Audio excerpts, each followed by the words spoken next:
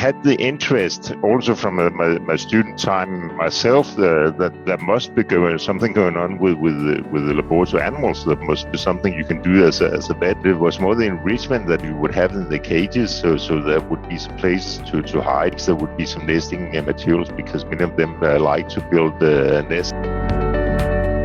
When I became the chair of this working group under the Council of Europe to come with some proposals, I think quite quickly things started changing. People accepted this is how it should be.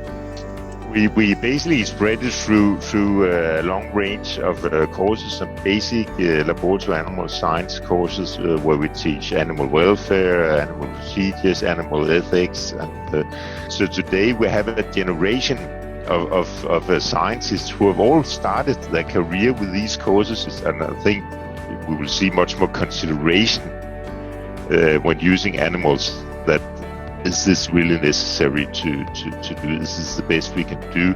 Having such a global award will help you bring forward your message, because this will be noted. This work is acknowledged as being important and improving animal welfare, which will make it much easier to discuss what can we do to improve the condition of the animals. Hi Axel, thank you for your work. Thank you. Go and get your award.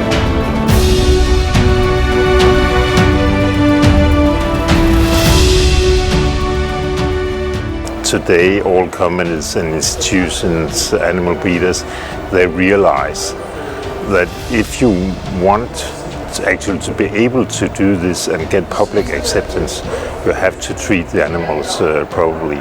And they all have animal welfare officers, and they all give considerations to it. So that is a completely different world.